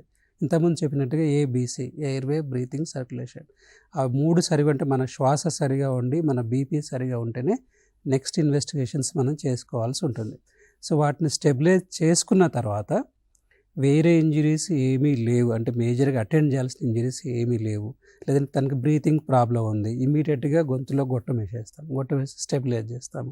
లేదంటే బీపీ తక్కువ ఉంది, బీపీ కోసం మొత్తం ఐవీ ఫ్లూయిడ్స్ ఇస్తాము, లేదంటే అవసరం పడితే బ్లడ్ గ్రూపింగ్ టైపింగ్ చేసుకొని అవసరం ఉంటే బ్లడ్ కూడా ఇవ్వాల్సి ఉంటుంది. ఈ రెండు కూడా చాలా ఇంపార్టెంట్. హెడ్ ఇంజరీకి సంబంధించి ఆక్సిజన్ లెవెల్స్ తగ్గినా లేదంటే బీపీ తగ్గినా కూడా బ్రెయిన్ మీద చాలా ఇంపాక్ట్ ఉండే అవకాశం ఉంటుంది. ఈవెన్ వన్ ఎపిసోడ్ ఉన్నా కూడా బ్రెయిన్ మీద చాలా ఎఫెక్ట్ ఉండే అవకాశం ఉంటుంది. అందుకోసం అనేసి మనం మేజర్గా పేషెంట్ రాగానే ఫస్ట్ బ్రీతింగ్ సరిగా ఉందా, బీపీ సరిగా ఉందా చూసుకొని స్టెబిలైజ్ అయిన తర్వాత మనం ఫర్దర్ ఇన్వెస్టిగేషన్ చేసుకోవాల్సి ఉంటుంది. సో హెడ్ ఇంజరీకి సంబంధించి ఇమీడియట్గా మనకు ఉండేది CT scan brain. So patient కాన్షియస్లో లేడు, వామిటింగ్స్ అవుతున్నాయి, ఫిట్స్ వస్తున్నాయంటే మనం ఇమీడియట్గా స్కాన్ చేసుకొని స్కాన్లో ఉండే ప్రాబ్లమ్ని బట్టి అందరికీ డెఫినెట్గా అందులో క్లాట్ ఉండాలి, లేదా ఒక్కోసారి చిన్న చిన్న బ్లీడ్ ఉండొచ్చు, లేదంటే పెద్ద పెద్ద బ్లీడ్స్ ఉండొచ్చు, లేకపోతే ఏమీ ఉండకపోవచ్చు. వాటిని బట్టి ఒకవేళ క్లాట్ ఉందనుకోండి, పెద్ద క్లాట్ ఉందంటే విల్ ప్లాన్ సర్జరీ అన్ని ప్రిపేర్ చేసుకొని, చిన్న చిన్న క్లాట్ ఉందంటే మెదడుకు సంబంధించి మెడిసిన్స్ ఇస్తుంది, వాళ్ళకి ఫిట్స్ వచ్చే అవకాశం ఉంటుంది. సో ఫిట్స్ రాకుండా కూడా మెడిసిన్స్ ఇవ్వాల్సి ఉంటుంది. So it's a process. First రాగానే పేషెంట్ ఎలా ఉన్నాడు, తనకు అవసరమైన ఇన్వెస్టిగేషన్ చేసుకొని స్టెబిలైజ్ చేసుకొని ఆయనకున్న ప్రాబ్లం బట్టి ట్రీట్మెంట్ చేయాల్సి ఉంటుంది. అయితే ఇప్పుడు ఒకవేళ సర్జరీ చేయాల్సిన కేసెస్ ఏమైనా ఉంటే ఆ సర్జరీ అంటే ఎన్ని గంటల సమయం పడుతుంది, అప్పుడు ఏమైనా కాంప్లికేషన్స్ ఏమైనా ఉంటాయా, హార్ట్ మీద ప్రభావం పడే అవకాశం ఏమైనా ఉంటుందా, ఎలా ఉంటుందంటారా ప్రొసీజర్? ఇది మంచి ప్రశ్న అండి. ఎందుకంటే చాలా మటుకి మనకు సబ్డ్యూరల్ హెమటోమా అని ఉంటుంది ఒక కండిషన్, అంటే బ్రెయిన్ పొరల పైన బ్రెయిన్ మీద బ్లీడింగ్ అవుతుంది. ఇలాంటి వాళ్ళకి చాలా పెద్దగా ఉంది క్లాట్ అనుకోండి, ఫస్ట్ 4 అవర్స్లో కనుక మనం డయాగ్నోస్ చేసి పేషెంట్ స్టెబిలైజ్ చేసి చేయగలిగితే వాళ్ళకి సక్సెస్ రేట్స్ అనేవి బాగుంటాయి. అంటే వాళ్ళ కండిషన్ ఒకవేళ మోడరేట్ హెడ్ ఇంజరీ ఉంది, వాళ్ళకి మనం సర్జరీ చేసామనుకోండి, success rates are very good. After 4 hours చేస్తే సక్సెస్ రేట్స్ అనేది డ్రాస్టిక్గా తగ్గిపోతుంది. అది especially in case of subdural hematomas. వేరే బ్లీడ్స్ ఉన్నాయనుకోండి, extradural hematoma depends. Patient already కోమాలో ఉన్నాడు, మేము ఒకసారి ఐలో టార్చ్ లైట్ వేసి చూస్తాం, దాంట్లో ఐలో కూడా ప్రాబ్లం ఉంది అంటే మనం ఇమీడియట్గా రష్యన్ కావాల్సిన అవసరం ఉంది. ఎందుకు ఒకసారి వాటిని హెర్నియేషన్ అంటాం, అంటే బ్రెయిన్లో బ్లడ్ క్లాట్ ఉండటం వల్ల బ్రెయిన్ మీద ప్రెషర్ పడి చిన్న మెదడు మీద ఎఫెక్ట్ పడుతుంది. సో అలాంటప్పుడు పేషెంట్ కోమాలో ఉంటాడు, స్టూపరోజ్ ఉంటాడు, దాంతోపాటు పల్స్ మీరు అన్నట్టు హార్ట్ మీద కూడా ఎఫెక్ట్ పడేసి పల్స్ రేట్ తగ్గుతుంది. సో 60 వరకు కూడా ఒకసారి 50 వరకు కూడా వెళ్ళే అవకాశం ఉంటుంది. సో అలాంటప్పుడు that is we have to rush in. Extradural hematomas we cannot wait, అంటే there is something is going wrong, we have to rush in as early as possible. We have to go in and we have to operate. So అలాంటప్పుడు clot మనం తొందరగా తీయగలిగితే మెదడులో pressure తగ్గి, అంటే చిన్న మెదడులో pressure తగ్గి, సో పేషెంట్ ఇంప్రూవ్మెంట్ అయ్యే అవకాశం ఉంటుంది. అంటే ఇప్పుడు మెదడుకి దెబ్బ తగిలినప్పుడు కళ్ళ మీద కూడా ప్రభావం పడుతుందంటారా? కళ్ళ మీద అంటే ఇప్పుడు మనకు పెద్ద క్లాట్ ఉంది, అది క్లాట్ వెళ్ళేసి మెదడు మీద ప్రెషర్ పడింది. 2 రకాలు ఇందులో మీరు యాక్చువల్గా అయింది. డైరెక్ట్ ఐ ఇంజరీ కావచ్చు ఒకటి, డైరెక్ట్ మనకు ఐస్ ఇంజరీ అయితే కంటి చూపు కానీ ఒకసారి గ్లోబ్ బయటకు వస్తుంది, ఒక్కోసారి లేదంటే కంటి నరం దెబ్బతినే అవకాశం ఉంటుంది, కంటి నరానికి సప్లై చేసే రక్తనాళాలు దెబ్బతినే అవకాశం ఉంటుంది. అది ఒకవైపు. ఇంకోటి ఏంటంటే బ్రెయిన్ లోపల రక్తం గడ్డ ఉండి అది బ్రెయిన్ మీద ప్రెషర్ వేసినప్పుడు, అంటే చిన్న మీద ప్రెషర్ పడ్డప్పుడు సప్లై చేసే నరాలు ఉంటాయి, ఆ రక్తనాళాలు ఉంటాయి, ఆ రక్తనాళాలు కూడా బ్లాక్ అయినప్పుడు దాంతో ఒక్కోసారి కంటి చూపు కూడా ఎఫెక్ట్ అయ్యే అవకాశం ఉంటుంది. ఓకే. ఇప్పుడు సర్జరీ తర్వాత మెడికేషన్ ఇదంతా ఏ విధంగా ఉంటుందంటారు? ఎన్ని రోజులకు వాళ్ళని ఇంటికి పంపించడం జరుగుతుంది? సర్జరీ తర్వాత ఇంతకుముందు ఏంటంటే పేషెంట్ కండిషన్ ఇంప్రూవ్ అవుతూ ఉంది, కొన్నిటికి ఇమీడియట్గా సర్జరీ చేయగానే మంచిగా అయిపోతారు. సో ఇంప్రూవ్ అయినప్పుడు మేము కామన్గా ఇచ్చేది వాళ్ళకి అడ్వైజ్ ఏంటంటే, మనకు ఇప్పుడు బ్లీడ్ ఉందంటే లోపల బ్లడ్ క్లాట్స్ ఉన్నాయి, వాళ్ళకి ఫిట్స్ వచ్చే అవకాశం ఉంటుంది కాబట్టి యూజువల్గా మేము వాటి ఫిట్స్ రాకుండా మెడిసిన్స్ ఇస్తాం. అంటే క్లాట్ ఉన్నప్పుడు మేము యూజువల్గా ఒక 2 ఇయర్స్ వరకు ప్రిస్క్రైబ్ చేస్తాం, మెడిసిన్స్ వాడుకోండి కంపల్సరీగా. వీళ్ళకి ఏంటంటే ఎక్కువసారి లైట్స్ చూసినా కూడా ఒకసారి ఫిట్స్ వచ్చే అవకాశం ఉంటుంది, సరిగా తినరు, సరిగా నిద్రపోరు. ఎప్పుడైతే గ్లూకోజ్ లెవెల్స్ తగ్గినా లేదా నిద్రలు ఏమున్నా కూడా స్టిమ్యులేషన్ అవుతాయి అన్నమాట, అంటే ఫిట్స్ వచ్చే అవకాశాలు ఎక్కువ ఉంటాయి. So they should have a proper sleep and proper food and proper rest. అవి ఉన్నట్లయితే మనకు బాగానే ఉంటుంది. ఫిట్స్ గురించి మీరు ఇప్పుడు ప్రస్తావించారు కాబట్టి నేను ఒక ప్రశ్న అడుగుతాను. అడగండి. అయితే ఈ ఫిట్స్ రాగానే చాలా మంది చేసే పని ఏంటంటే తాళం చేతులు ఎక్కడున్నాయో వెతుక్కోవడం పని. అంటే ఆ ఫిట్స్ డ్యూరేషన్ ఎంతవరకు ఉంటుంది? వీళ్ళు తీసుకొచ్చి పెట్టే ఆ తాళం చేతుల వల్ల ఫిట్స్ నిజంగానే కంట్రోల్లో ఉంటాయా? ఆ పేషెంట్ ఎవరైతే ఆ పేషెంట్ ఫిట్స్తో కొట్టుకుంటున్నారో వాళ్ళని ఏం చేయాలి? ఎందుకంటే వీళ్ళు ఏం చేస్తుంటారంటే మొహాన నీళ్లు చల్లటమో, నీళ్లు తాగించే ప్రక్రియ చేయటమో ఇవన్నీ చేస్తుంటారు కదా, ఏం చేయాలి? ఇది కూడా చాలా మంచి ప్రశ్న. ఎందుకంటే ఫిట్స్ రకాలు బేసిక్గా మనకు ఒకవేళ జనరలైజ్డ్ అన్నప్పుడు అంటే మొత్తం బాడీ మొత్తం వస్తున్నప్పుడు మనం కామన్గా ఏం చేయాలంటే పేషెంట్ టర్న్ చేయాలి ఒక సైడ్కి. టర్న్ చేయలేదనుకోండి ఒకసారి మన సెక్రేషన్స్ అన్ని పూలప్ అయిపోతాయి. అంటే గొంతులో నుండిపోయి అది లంగ్స్లోకి వెళ్ళింది అనుకోండి చాలా డ్యామేజ్ అయ్యే అవకాశం ఉంటుంది. సో అలాంటప్పుడు ఎందుకు ఒక సైడ్కి తిప్పినట్లయితే అవన్నీ పూల్ కాకుండా ఉంటాయి first of all. So that is one way.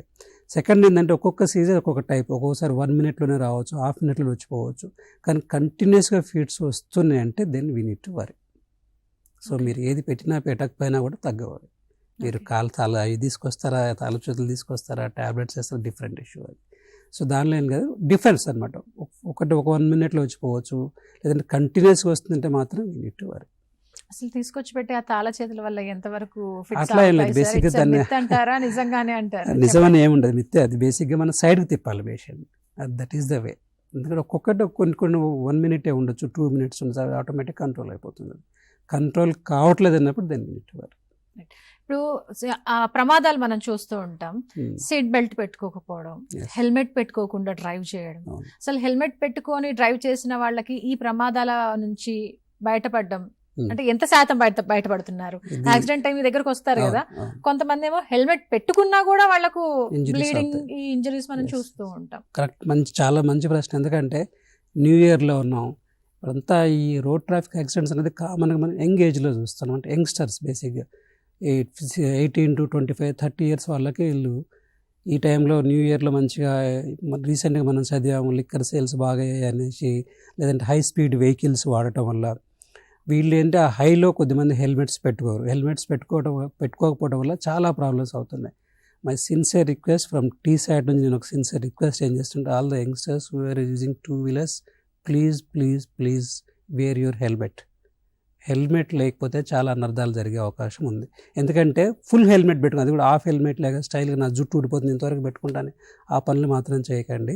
ఎందుకంటే helmet will prevent major head injuries. So that's what I am going to tell, please use helmets.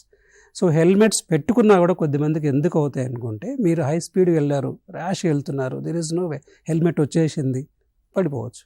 So అలాంటప్పుడు కూడా ఇంజరీస్ అయ్యే అవకాశం ఉంటుంది. ఇంకోటి ఏంటంటే హెల్మెట్ కంప్లీట్ పెట్టుకుని ఒకసారి స్పైన్ ఇంజరీస్ అవ్వచ్చు. ఎందుకంటే హెల్మెట్ తల సైజు, హెల్మెట్ సైజ్ హెవీ ఉండటం వల్ల కూడా ఒకసారి మెడకు కూడా దెబ్బ తగిలే అవకాశం ఉంటుంది. But still as youngster whoever is riding a bicycle, motors, please wear helmets. ఇంటి దగ్గర నుంచి బయలుదేరుతున్నా గల్లీలోకే పోతున్నా అని అనుకుంటారు అందరు, పక్కకే కదండి వెళ్తా అనుకుంటారు. But better you must use helmets. Time బాగాలేకపోతే అరటిపండు తిన్నా పన్ను తిరిగిందని ఎస్, ఆ పక్క గల్లీలో పోయినా helmet definite you must use helmets. దగ్గర ఉంది కదా అని కూడా మనం నెగ్లెక్ట్ చేయాల్సిన పని లేదు, పక్కాగా మనం వాడాలి. వెన్నెముకకు సంబంధించి మనం మాట్లాడుకున్నట్టయితే డాక్టర్ గారు, వెన్నెముకకు సంబంధించి అసలు ఎలాంటి ఇబ్బందులు రావచ్చు, ఎలాంటి వ్యాధులు రావచ్చు అంటారు? వ్యాధులు అంటారా, ప్రమాదాలు అంటారా? వ్యాధులు అయితే అన్ని రకాల వ్యాధులు రావచ్చు. ప్రమాదాలు అంటే బేసిక్గా మనకి సర్వైకల్ స్పైన్ అంటాం, అంటే మెడలో ఉన్నదాన్ని సర్వైకల్ స్పైన్ అంటాం, చెస్ట్లో ఉన్నదాన్ని థొరాసిక్ అంటాం, కొంచెం కిందికి వెళ్తే నడుము దగ్గర వెళ్తే లంబార్ స్పైన్ అంటాం, ఇంకొంచెం మనం కూర్చున్న దగ్గర సాక్రమ్ ఇవన్నీ అంటాం. సో డిఫరెంట్ ఏరియాస్లో స్పైన్ ఉంటుంది, పైనుంచి టాప్ టు బాటమ్ కిందికి ఉంటుంది. సర్వైకల్, థొరాసిక్, లంబార్, సాక్రమ్ అంటాం. ఒక్కొక్క ఏరియాని బట్టి, అంటే ఒక్కొక్క ఇక్కడ దెబ్బ తగిలింది, మెడలో దెబ్బ తగిలింది, ఆ ఇంజరీస్ వేరే ఉంటాయి. లేదంటే చెస్ట్లో దెబ్బ తగిలింది, డార్సల్ స్పైన్ అక్కడ తగిలినప్పుడు దాని లక్షణాలు వేరే ఉంటాయి. లంబార్ స్పైన్ దగ్గర తగిలినప్పుడు వేరే ఉంటుంది. మేజర్ ఏంటంటే సర్వైకల్ స్పైన్, అంటే మెడలో ఎక్కువ గాయాలు, స్పైన్ ఇంజరీస్ అయ్యే అవకాశం ఉంటుంది. లేదా జంక్షన్ అంటాం, మెడకి చెస్ట్కి మధ్యలో ఇక్కడ జంక్షన్, లేదంటే థొరాక్స్ అండ్ లంబార్ అంటాం, ఆ జంక్షన్లో. సో డిపెండ్స్, బేసిక్గా సర్వైకల్, డార్సల్ అంటే థొరాసిక్ ఇక్కడ జరిగే వాటికి, ఇక్కడ జరిగే ఇంజరీస్కి ఇంపాక్ట్ ఎక్కువ ఉంటుంది. అంటే పేషెంట్స్కి మెడలో దెబ్బ తగిలింది అనుకుందాం, ఫర్ ఎగ్జాంపుల్ స్పైన్ ఇంజరీ మెడలో అయింది అనుకుందాం, వాళ్ళకి కాళ్ళు చేతులు పడిపోయే అవకాశం ఉంటుంది. అదే మనకు థొరాక్స్ అంటే డార్సల్ స్పైన్ తగిలింది అనుకుందాం, కాళ్ళు పడిపోయే అవకాశం ఉంటుంది. లంబార్ స్పైన్ అనుకున్నాం, కొంచెం వీక్నెస్ వచ్చే అవకాశం ఉంటుంది. సో డిఫరెంట్, ఎందుకంటే ఇక్కడ నుంచి L1 వరకు కూడా మనకు థొరాసిక్ స్పైన్ కార్డ్ అంటాం, అంటే నరాలు అక్కడ వరకు ఉంటాయి అవి. సో అవి డ్యామేజ్ అయినప్పుడు రిస్క్ అనేది ఎక్కువ ఉంటుంది. అంటే బేసిక్గా మెడలో తగిలినప్పుడు రిస్క్ ఎక్కువ ఉంటుంది, థొరాక్స్ అంటే చెస్ట్లో తగిలినప్పుడు రిస్క్ ఎక్కువ ఉంటుంది. సో ఏరియాని బట్టి సిమ్టమ్స్ ఉంటుంది. మెదడుకి సంబంధించి అయితే మనం వాళ్ళు నడుస్తూ కళ్ళు తిరిగి పడిపోయినా కూడా ప్రమాదాలు మనం ఇందాక మాట్లాడుకున్నాం. కానీ వెన్నెముకకు సంబంధించి యాక్సిడెంటల్ కేసెస్ లోనే మీరు ఇలాంటి ప్రమాదాలు, యాక్సిడెంట్స్, ఫాల్ ఫ్రమ్ హైట్స్, పైనుంచి పడతారు, పైనుంచి దూకుతారు, స్పోర్ట్స్ నుంచి పోతూ రన్నింగ్ చేస్తూ పడతారు, లేదంటే హెవీ వెయిట్స్ లిఫ్ట్ చేస్తారు. సో ఇలాంటి వాళ్ళు కూడా వస్తుంటారు. మామూలు హెవీ వెయిట్స్ లిఫ్ట్ చేసిన నడుము పట్టేస్తుంది, ఒక్కోసారి డిస్క్ లాగా వస్తుంది. లేదంటే ఇంతకుముందు మీరు ఒక మంచి ప్రశ్న అడిగారు, ఏంటంటే బోన్లో స్ట్రెంగ్త్ లేదు. బోన్లో స్ట్రెంగ్త్ లేనప్పుడు ఏంటంటే కొలాప్స్ అయిపోతుంది అన్నమాట. ఆస్టియోపోరోటిక్ కొలాప్స్ అంటే బ్రెయిన్ బోన్ ఇలా ఒత్తుకుపోతుంది. సో డిఫర్స్ అది. సో రకరకాలు, సో ఏదైనా ఉండొచ్చు. ఇతర అవయవాల్లో తిమ్మిరి కూడా ఒక వచ్చే అవకాశం ఉంటుంది. సంకేతం అంటారా? తిమ్మిరి అంటే అది కూడా మళ్ళీ చెప్తే ఒక్క తిమ్మిరి ఒక్కటే ఉండదు యూజువల్గా. వీళ్ళకి హెడ్ ఇంజరీ కానీ మన స్పైన్ ఇంజరీ కానీ అయిన వాళ్ళకి తిమ్మిరి ఒక లక్షణం. దాంతోపాటు కాళ్ళల్లో చేతులు అనే వీక్నెస్ ఉందా అనేది కూడా చూడాలి. సో అలాంటప్పుడు ఇవన్నీ కలిపితేనే కరెక్ట్ తెలుస్తుంది మనకి. ఓకే, ఇప్పుడు వెన్నెముకకు కానీ మెదడుకు కానీ ఏమైనా గాయం జరిగింది అని అంటే వెంటనే ఏం చేయాలంటారు? ఇప్పుడు వెన్నెముక జరిగిందంటే మనకు తెలిసిపోతుంది. అంటే కాళ్ళు చేతులు మీరు ఒకటి అడిగి ఎంతమంది చెప్పినట్టుగా కొంతమందికి ఏంటంటే బాగా షాక్ లైక్ సెన్సేషన్ వస్తుంది, తిమ్మిర్లు వస్తాయి. దాంతోపాటు ఏమైనా వీక్నెస్ డెవలప్ అయింది అనుకోండి, అంటే కాళ్ళు చేయి పని చేయట్లేదు, లేదంటే చేతులు పని చేయట్లేదు, అలాంటప్పుడు లేదంటే కాళ్ళలో వీక్నెస్ వచ్చింది అనుకోండి, మనం ఇమీడియట్గా డాక్టర్ని కన్సల్ట్ అవ్వాల్సి ఉంటుంది. డాక్టర్ని కన్సల్ట్ అవుతే ఆ ప్రాబ్లంని బట్టి మనం ఏ లెవెల్ ఎక్కడ ఎంఆర్ఐ చేసుకోవాలని తెలుస్తుంది. అంటే మనకు ఓన్లీ కాళ్ళు చేతుల్లో వీక్నెస్ దెబ్బ తగిలిన తర్వాత అప్పుడు ఎంఆర్ఐ మెడక్ చేయాల్సి ఉంటుంది, సర్వైకల్ స్పైన్ అంటాం. లేదంటే కాళ్ళల్లోనే వీక్నెస్ ఉంది, డార్సల్ స్పైన్ చేయాల్సి ఉంటుంది. సో డిపెండ్స్, మనకున్న సిమ్టమ్స్ని బట్టి ఆ ఏరియాకి మనం ఎంఆర్ఐ చేసుకోవాల్సి ఉంటుంది. పక్షవాతం కానీ లేదంటే యూరిన్ మీద వాళ్ళకు నియంత్రణ లేకపోవడం ఇలాంటివి ఎప్పుడు జరుగుతాయి అసలు? పక్షవాతం అనేది బ్రెయిన్కి సంబంధించిన ఇష్యూ.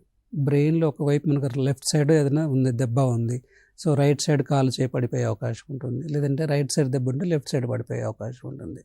సో యూరిన్ అన్నప్పుడు మనకు స్పైనల్ కార్డ్ డ్యామేజ్ అయినప్పుడు సో యూరినరీ ఇంబ్యాలెన్స్ వచ్చే అవకాశం ఉంటుంది. యూరిన్ కంట్రోల్ ఉండకపోవటం, పడిపోవటం అనేది కూడా ఉంటుంది. యూజువల్గా కామన్ ఏంటంటే మనం కింద lower level dorsal lumbar region అంటాం, ఆ ఏరియాలో చాలా కాడా ఈక్విన్ ఉంటుంది. అక్కడ ఇంజరీస్ అయితే కంట్రోల్ పోయే అవకాశం ఉంటుంది. పైన కూడా ఉంటుంది కానీ ఆ ఏరియాలో ఎక్కువ ఉంటుంది, ఎందుకంటే అది జంక్షనల్ ఏరియా కాబట్టి. అంటే మెదడులో పక్షవాతం అంటే ఇప్పుడు ఈ పక్షవాతం ఎక్కువ ఏ ఏజ్ గ్రూప్లో చూస్తున్నారు సార్? ఇప్పుడైతే చాలా కామన్గా వస్తుంది. ఇంతకుముందు యూజువల్గా 50+ డయాబెటిక్. ఈ రోజుల్లో లైఫ్ స్టైల్ మారిపోయిన తర్వాత బిజీ షెడ్యూల్ అయిపోయి, స్ట్రెస్ రిలేటెడ్ అయిపోయి, even we are seeing at 35 years ఏజ్లో కూడా చూస్తున్నాం. But earlier it was 50+. Okay, అంటే ఇంత యూత్లో రావడానికి స్ట్రెస్ ఇది ఒకటే, ఇంకా మెడికల్ ఇష్యూస్ ఏమైనా కనబడుతుంది? స్ట్రెస్ తోటి బీపీ వస్తుంది, షుగర్ వస్తుంది, నిద్ర పోవట్లేదు, తిరుగుతూ ఉన్నారు, రెస్ట్ లేదు, ఎక్సర్సైజ్ లేదు. So where you will land, you have to face all these things. Okay, ఇప్పుడు మెదడుకి గాయం తర్వాత వచ్చే తలనొప్పికి ఏమైనా మందులు ఉన్నాయా? మన మామూలు పెయిన్ కిల్లర్స్ వాడటం కాబట్టి పెద్దగా మెడిసిన్స్ అంతగా అవసరమే ఉండదు. డిపెండ్స్, కంటిన్యూస్ వస్తే వాళ్ళకి migraine times will help. Hyderabad నుంచి కాలర్ ఉన్నారండి, శ్రవణ్ గారు. హలో శ్రవణ్ గారు, మీకు కాల్ కనెక్ట్ అయిందండి, డాక్టర్ గారు వింటున్నారు, చెప్పండి. సార్ నమస్తే సార్, డాక్టర్ గారు. శ్రవణ్ గారు నమస్కారం. నమస్తే సార్. యాక్చువల్గా సార్ మేము యాక్చువల్గా బాగా రన్ చేస్తున్నాం సార్. మేము రన్ చేయడంలో వెన్నెముకకి ఏమైనా ఇబ్బంది ఉంటుందా సార్? ఏమైనా హైదరాబాద్ నుంచి మారుతున్నాం మేము. రన్ చేస్తే ఇబ్బంది ఏమి ఉండదు, మీరు రన్ చేసి కింద పడితే ఇబ్బంది ఉంటుంది. అదేవిధంగా మా బ్రదర్ కండక్టర్ జాబ్ చేశారు సార్, ఎక్కువ స్టాండింగ్ లో ఉంటాడు. ఓకే, దానివల్ల వెన్నెముక ప్రాబ్లం వస్తుంది సార్ ఫ్యూచర్ లో? అంటే బ్యాక్ పెయిన్ వచ్చే అవకాశం ఉంటుంది, అంతేగాని మనం చాలా మంది వర్క్ చేసుకుంటాం లేదు, వర్క్ చేసుకుంటా అంటే ఉంటే మాత్రం నెక్ బ్యాక్ పెయిన్ వచ్చే అవకాశం ఉంటుంది. ఓకే, అంటే రన్నింగ్ వల్ల అయితే వెన్నెముక ప్రాబ్లం ఉండదు సార్? యూజువల్గా ప్రాబ్లం ఉండదు unless you injure your self.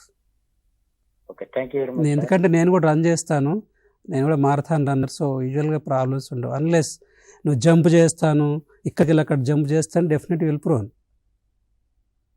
అంటే మెదడుకు సంబంధించి ప్రమాదాలు జరిగితేనే ఈ వాపు వస్తుందా, లేదా ఇంకా ఇతర కారణాల వల్ల మెదడులో వాపు రావటం అట్లాంటివి ఏమైనా? వాపు రావడానికి బోల్డెన్ కారణాలు ఉంటాయి. మనం దెబ్బ తగిలితేనే రాయంలో ఇన్ఫెక్షన్ ఉండొచ్చు, వాటిలో కూడా వాపు వస్తుంది. వచ్చినప్పుడు వాళ్ళకి ఎలాంటి సిమ్టమ్స్ ఉంటాయి, వాళ్ళు ఎట్లా తెలుసుకోవడం అంటారు? బ్రెయిన్లో ఏదైనా ప్రాబ్లం ఉందంటే మెయిన్ సిమ్టమ్ హెడేక్ అండి. బేసిక్గా వాళ్ళకి ఒకటి హెడేక్, ఇంకొకటి కంటిన్యూస్గా వామిటింగ్స్, ఇంకొకటి ఫిట్స్ రావటం, ఇంకొకటి కాళ్ళు చేతులు పక్షవాతం లాగా రావటం. సో ఇవి కామన్గా వచ్చే సిమ్టమ్స్. వీటితో పాటు ఇవన్నీ కంపల్సరీగా లేకపోయినా కూడా కొద్దిమందికి అబ్నార్మాలిటీ ఉంటుంది, బిహేవియరల్ అబ్నార్మాలిటీ ఉండొచ్చు, యాక్టివ్ ఉండొచ్చు, సడన్గా డల్ కావచ్చు, లేదంటే వేరుగా మాట్లాడుతూ ఉండొచ్చు, సో జడ్జిమెంట్లో తేడా ఉండొచ్చు. సో ఇవన్నీ కూడా ఒక రకమైన ప్రాబ్లమ్స్. సో ఇవన్నీ మనం చూసుకోవాలంటే ఇప్పటివరకు బాగా ఉన్నాడు పర్సన్, సడన్గా ఒక 3-4 days 1 week నుంచి డిఫరెంట్గా బిహేవ్ చేస్తున్నాడు, యాక్టివ్ ఉన్న అతను కాస్త డల్ అయిపోయాడు, సో అలాంటప్పుడు రీజన్స్ వేరే ఉంటాయి. కొంతమందిలో మతిమరుపు వస్తూ ఉంటుంది. ఎస్, అంటే ఎలాంటి కారణాల వల్ల, ఈ ప్రమాదాల వల్ల కూడా అలాంటివి రావచ్చు అంటారు. రావచ్చు. మతి మార్పుకి మళ్ళీ బోల్డ్ అని కారణాలు ఉంటాయి. వాటి కూడా మనం కామన్గా ఏజ్ గ్రూప్ తీసుకుంటే ఆల్జిమర్స్ డిసీజ్ అంటాం, ఏజ్ రిలేటెడ్ ఇష్యూ ఉంటుంది. లేదంటే కొద్దిమందికి మనకు స్ట్రోక్ లాగా వచ్చేసి మల్టీ ఇన్ఫాక్ట్స్ అంటాం, దానివల్ల కూడా డిమెన్షియా వచ్చే అవకాశం ఉంటుంది. ఇది కామన్గా హెడ్ ఇంజరీస్లు అంటే డిఫ్యూజ్ ఇంజరీస్ వాళ్ళకి ఇలాంటి మతి మార్పు వచ్చే అవకాశం ఉంటుంది. ఇప్పుడు ప్రమాదం జరిగిన తర్వాత, సర్జరీ అయిపోయిన తర్వాత వాళ్ళు ఒకవేళ డ్రైవింగ్ ఫీల్డ్లో ఉంటే వాళ్ళు మళ్ళీ వాళ్ళ ప్రొఫెషన్కి వెళ్ళొచ్చు. లేదు, మేము ఇమీడియట్గా డ్రైవింగ్కి వెళ్ళమని చెప్పాము యూజువల్గా. ఎన్ని నెలల ఎందుకంటే యూజువల్గా మనం వాళ్ళకి ఫిట్స్ ఉన్నాయా లేవా, ఎట్లా రికవర్ అయినాడు, ఫిట్స్ వచ్చాయా అతనికి, లేదంటే బ్రెయిన్ ఇంజరీ ఉందా లేదా. యూజువల్గా మేము ఏంటంటే 6 months వరకు అవాయిడ్ చేస్తాం, డోంట్ గో ఫర్ డ్రైవింగ్ అని. వాళ్ళు డ్రైవర్సే కదా, మామూలుగా ఎవరికైనా దెబ్బలు ఎవరైనా ఫిట్స్ హిస్టరీ ఉన్న వాళ్ళకి ఫిట్స్ లేకుండా కనీసం ఒక 6 months అని ఉండగలిగితే యూజువల్గా వెళ్ళమని. Otherwise usually you won't advice. మామూలుగా మన డ్రైవర్ కాకపోతే మనంటే కూడా డ్రైవింగ్ చేయొద్దని చెప్తాం. ఓకే. ఇప్పుడు స్పైన్ వెన్నెముకకి సంబంధించిన ఇంజరీస్తో మీ దగ్గరికి వస్తే వాళ్ళని ఏ విధంగా డయాగ్నోస్ చేస్తారు? అదే ఇంతకుముందు చెప్పినట్టు వీక్నెస్ అంటే చేతుల్లో పట్టు లేదు, ఫర్ ఎగ్జాంపుల్ మెడకు దగ్గర సర్వైకల్ స్పైన్ ఇంజరీ అయింది. అలాంటప్పుడు ఏంటంటే కాళ్ళు చేతుల్లో వీక్నెస్ వస్తుంది. సో కాళ్ళు లేకపోయినా చేతులు రావచ్చు, చేతులు పట్టు ఉండకపోవచ్చు, మనం ఫ్లెక్స్ చేయలేకపోవచ్చు, భుజం లేకపోవచ్చు, లేదంటే తిమ్మిరి రావచ్చు, మొద్దుబారినట్లు ఉండొచ్చు, లేదంటే కాళ్ళు గట్టిగా అయి ఉండొచ్చు. సో డిఫరెంట్ సిమ్టమ్స్ చూసి దాన్ని బట్టి మనం అవసరం పడితే ఎంఆర్ఐ చేయాల్సి ఉంటుంది. ఇప్పుడు వాళ్ళకి అంటే సర్జరీ మార్గం అంటారా, ఇంకా ఏమైనా ప్రొసీజర్స్ ఉన్నాయి? మనం ఫస్ట్ చేసుకోవాల్సిందంటే అసలు రీజన్ ఏంటి, కింద పడగానే ఈ సిమ్టమ్స్ అన్నీ వచ్చినప్పుడు రియల్గా స్పైనల్ కార్డ్ మీద ఏమైనా ప్రెషర్ పడుతుందా, ఒక్కోసారి ట్రమాటిక్ డిస్క్ అంటాం, డిస్క్ అనేది బయటకు వచ్చేసి మెదడు వెన్నుపూస మీద ఎఫెక్ట్ పడే అవకాశం ఉంటుంది. లేదంటే ఫ్రాక్చర్స్ ఏమైనా అయినాయా, లేదంటే ఇన్స్టెబిలిటీ ఏమన్నా అంటే వెన్నుపూస అటు ఇటు కదిలిందా. సో అలాంటప్పుడు మనం సర్జరీ చేస్తే వెన్నుపూస మీద అంటే నరాల మీద పెద్దగా ఎఫెక్ట్ లేకపోతే ఇంప్రూవ్మెంట్ అయ్యే అవకాశాలు ఎక్కువ ఉంటాయి. ఓకే. ఇప్పుడు కార్ యాక్సిడెంట్స్లో ఈ వెన్నెముకకు సంబంధించిన గాయాలు ఎంతవరకు అవుతా ఉంటాయి అంటారు? కరెక్ట్, ఇది కూడా మంచి ప్రశ్న. ఎందుకంటే మనం కార్లో కూర్చోగానే చాలామంది మళ్ళీ కొద్ది దూరమే కదా సీట్ బెల్ట్ ఎందుకు అంటారు, but you must put the seat belt. ఎందుకంటే సీట్ బెల్ట్ పెట్టుకోకపోతే మన బాడీ అంతా మూవ్ అవుతుంది. ఇప్పుడు లేటెస్ట్ గైడ్లైన్స్ ప్రకారం అన్నిటి 6 ఎయిర్ బ్యాగ్స్ కూడా ఇస్తున్నారు. సో ఆ air bags plus seat belt will prevent you from the major injuries. అంటే ఎలాంటి భద్రతా చర్యలు పాటించాలంటారు? ఇప్పుడు మెదడుకి సంబంధించి కానీ స్పైన్కి సంబంధించి కానీ ఇలాంటి ప్రమాదాలు జరగకుండా ఉండాలి అంటే first and foremost don't drink and drive. కామన్గా చేసే మిస్టేక్. మేము రెగ్యులర్గా చూస్తాం, డ్రైవింగ్ చేసుకుంటూ వెళ్తారు, వెనకాల కూర్చొని ఉంటారు, బాబు ఎట్లా తగిలిందంటే సార్ ముందు ఆయన తాగి ఉన్నాడు సార్, తీసుకెళ్ళేసి ఎక్కడ గుద్దేశాడు అనేసి. So my first sincere advices don't drink and drive. అదొకటి. తర్వాత మీరు 2-wheeler డ్రైవ్ చేసేటప్పుడు పక్కాగా ముందు వెనకకు డ్రైవ్ చేసేవాళ్ళు పిల్లలు పక్కాగా హెల్మెట్ వాడండి. ఎందుకంటే నేను చాలా హెల్మెట్ అవేర్నెస్ ప్రోగ్రామ్స్ చేశాను, కేబీఆర్ పార్క్ దగ్గర చేశాను. We have distribute around more than 300 helmets to the people. మనం దగ్గర అనుకొని అందరు రోడ్డు మీద చూస్తే చాలామంది హెల్మెట్స్ లేకుండా పోతూ ఉంటారు. సో పక్కాగా హెల్మెట్ వాడండి.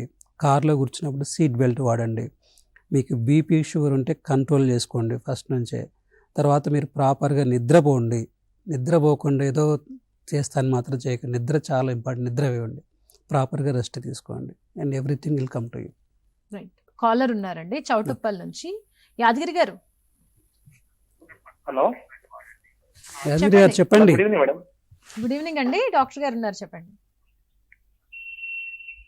యాదగిరి గారు చెప్పండి. Good evening sir. నమస్తే సార్. నమస్తే అండి, చెప్పండి. నేను చౌటుపల్లికి వెళ్ళి మాట్లాడుతున్నాను సార్. నా పేరు యాదగిరి సార్ చెప్పండి. మా పాప ఇప్పుడు ఇంటర్ సెకండ్ ఇయర్ చేస్తుంది సార్. ఓకే. 2021లో ఒకసారి మామూలు కింద పడిపోయింది. ఓకే. కింద పడిపోతే అది హాస్పిటల్ తీసుకెళ్తే ఎపిలెప్సీ అని చెప్పారు. ఓకే. తర్వాత మెడిసిన్ వాడాను సార్. మెడిసిన్ వాడితే కొంచెం ప్రజెంట్ గా అప్పటికెళ్ళి ఇప్పటివరకైతే ఏం రాలేదు. ఓకే. ఫర్దర్ లా ఏమైనా వచ్చే అవకాశాలు ఉంటాయి సార్ మళ్ళీ? అంటే మీకు ఫిట్స్ వచ్చినప్పుడు స్కానింగ్లు అన్నీ చేశారు కదా సార్? స్కానింగ్లో ఏదైనా ప్రాబ్లం ఉందని చెప్పారా? అదొకటి చూసుకోవాలి మనము. చెప్పారు సార్. అప్పుడు అదే అండి, ఫిట్స్ వచ్చినప్పుడు మేము రెగ్యులర్గా ఇన్వెస్టిగేషన్ చేస్తాము. ఒకటి ఈఈజీనే టెస్ట్ చేస్తాము, తర్వాత ఎంఆర్ఐ బ్రెయిన్ చేసి చూస్తాము. వాటిలో కనుక అబ్నార్మాలిటీస్ ఏమైనా ఉంటే మళ్ళీ ఫిట్స్ వచ్చే అవకాశం ఉంటుంది. సో ఎంఆర్ఐ చేయించలే కానీ సిటీ స్కాన్ చేయించాం sir. Okay. CT scan EEG తీపిచ్చాము. ఈజీలో ప్రాబ్లం లేదు. ఓకే. ఫస్ట్ ప్రాబ్లం ఉండే, ఇప్పుడు 1 year బ్యాక్ చేయించాం సార్. ఈ మొన్న 1 year బ్యాక్ నుంచి 2 times చేయించాము. అదే సార్, ఈజీలో ప్రాబ్లం అయితే రాలేదు. ఓకే, మంచిదే అండి. అయితే ప్రాబ్లం రాకుండా సార్ అమ్మాయి హెడ్ఏక్ అప్పుడప్పుడు వస్తుందని అంటుంది. ఓకే, ఫిట్స్ రాకుండా 2 years కనుక ఉండగలిగితే చిన్న చిన్నగా వాటిని డిస్కంటిన్యూ చేసుకోవచ్చు అండి టాబ్లెట్స్. అంటే వేరే అదర్ ప్రాబ్లమ్స్ ఏమి లేవని చెప్పినప్పుడు. ఒకటే సార్ ప్రాబ్లం, వేరే ప్రాబ్లమ్స్ ఏం లేదు. అదే, మీరు మళ్ళీ ఒకసారి మీకు రెగ్యులర్గా చూసే డాక్టర్ని కలవండి, కన్సల్ట్ అయితే వాళ్ళు చెప్తారు ఏం చేయాలి ఏంటన్నది. When to stop medication. చైతన్యపూర్లో చూపించాము. పర్లేదండి, మీరు ఎక్కడ రెగ్యులర్ చూపిస్తున్నారు ఆ డాక్టర్ గారిని వెళ్ళి కన్సల్ట్ అవ్వండి, మళ్ళీ వాళ్ళు మీకు ప్రాపర్గా అడ్వైజ్ ఇవ్వగలరు. అంటే ఎలా ఉంటుందంటారు, డోసేజ్ ఏమైనా తగ్గిస్తూ ఆ పాపకి ట్రీట్మెంట్ ఇస్తారా, ఏ విధంగా ఉంటుంది? డిపెండ్స్. ఇంతకుముందు 2 years వరకు వాళ్ళకి ఫిట్స్ రాలేదనుకోండి, బ్రెయిన్లో ఏం ప్రాబ్లం లేదు, ఈజీ కూడా నార్మలే ఉన్నప్పుడు ఒక్కసారి ఆపేయొద్దు medicines. Over a period of time స్లోగా తగ్గించుకుంటూ వచ్చి పాపకి ఇంక వేరే ఏం ప్రాబ్లమ్స్ లేవు, కోపప్ అవుతుంది అనుకున్నప్పుడు మనం ఒక 1-2 months కానీ 2-3 months కానీ చూసుకొని స్లోగా ఆపేయచ్చు. ఈ క్రమంలో కూడా వాళ్ళు సరిగా తినాలి, సరిగా నిద్రపోవాలి. ఓకే. లేదు నైట్ అవుట్ చేస్తాను, ఈ స్ట్రెస్ తీసుకుంటానంటే దే ఆర్ ప్రోన్. మళ్ళీ వచ్చిందంటే మళ్ళీ 2 years వాడాలి, మళ్ళీ అదే తలనొప్పి. అంటే ఏ ఫిట్స్కైనా కూడా మెడికేషన్ డ్యూరేషన్ అనేది 2 years వాడి మినిమం ఇట్స్ నాట్ కంపల్సరీ అని కాదు, మినిమం. ఎందుకంటే కొద్దిమందికి వేరే ప్రాబ్లమ్స్ ఉంటాయి, వాళ్ళకి రెగ్యులర్ వాడాల్సి ఉంటుంది, we cannot stop. Okay. So condition బట్టి ఏ ప్రాబ్లం వల్ల ఫిట్స్ వచ్చింది, సో దాన్ని బట్టి ట్రీట్మెంట్ ఇవ్వాల్సి ఉంటుంది. సో మినిమం ప్రాక్టీస్లో అయితే 2 years వెయిట్ చేస్తాం. ఈ మెదడు వెన్నెముకకు సంబంధించి వచ్చే ఈ ప్రమాదాలలో దీర్ఘకాలికంగా చికిత్సా విధానంలో ఉండాల్సిన అవసరం ఏమైనా పడుతుందంటారా ఇన్ ఎనీ కేసెస్? ఇప్పుడు మీరు ఇంతకుముందు చెప్పినట్లు ఇప్పుడు ఫిట్స్ వస్తున్నాయి, దీర్ఘకాలంగా చూపించుకోవాల్సిందే. వెన్నుపూస గాయాలైనప్పుడు కాళ్ళలో చేతుల్లో వీక్నెస్ వస్తుంది, ఆ వీక్నెస్ ఉన్నప్పుడు రెగ్యులర్గా ఫిజియోథెరపీ తీసుకోవాల్సి ఉంటుంది, రీహాబ్ సెంటర్కి వెళ్ళాల్సి ఉంటుంది. సో కంటిన్యూస్గా ఫాలో అప్ ఉంటేనే బెటర్. ఓకే. అంటే ఎన్ని రోజులు, ఎన్ని నెలలు వాళ్ళు ఇంకా ఈ మెడికేషన్ మీదే ఉండాలి? డిపెండ్స్. ఇప్పుడు ఇంతకుముందు చెప్పినట్లు వాళ్ళకి 6 monthsలో బాగా అయిపోయింది, బాగానే ఉన్నారు, ఫిజియోథెరపీ ఏం అవసరం లేదు, ఈ కెన్ డూ రొటీన్ వర్క్ చేసుకున్నాడు, there is no need of any physiotherapy. ఇంతకుముందు తలకు గాయాలైనప్పుడు కూడా ఓన్లీ మైల్డ్ హెడేక్ ఉందనుకోండి, ట్యాబ్లెట్స్ ఇచ్చేయచ్చు. ఫిట్స్ వస్తుంది అనుకోండి, యూజువల్గా చెప్పినట్టు ఇంతకుముందు 6 months ఇస్తాము, 2 years ఇస్తాం, ప్రాబ్లమ్స్ బట్టి చూసుకోవాల్సి ఉంటుంది. సో లైఫ్ లాంగ్ ఉండాల్సిన అవసరం ఏం లేదు. అదే అడుగుతూ ఉంటారు, లైఫ్ లాంగ్ అంటే ఎన్ని రోజులు మనం జీవించుంటే అన్ని రోజులు ఈ మెడికేషన్ మీద మనం ఉండాలా? అది కొద్దిమంది వాళ్ళకి వచ్చేస్తుంది. బీపీ షుగర్ అంటే వేసుకోవాలి, వీటికి అట్లా అంటే పక్కా ఏం లేదు, ఇట్స్ నాట్ లైక్ దట్. ఇప్పుడు ఏదైనా సరే ప్రమాదంలో బారిన పడకుండా ముందు జాగ్రత్తగా వీళ్ళు చర్యలు తీసుకుంటే సేఫ్ జోన్ లో ఉంటారు. ఇలాంటి ప్రమాదం అంటేనే ప్రమాదం.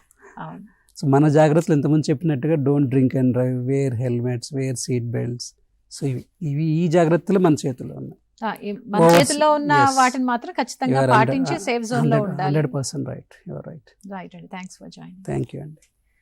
ఇది ఇవాల్టి ఆరోగ్య మిత్ర కార్యక్రమం. చూస్తూనే ఉండండి TSAT.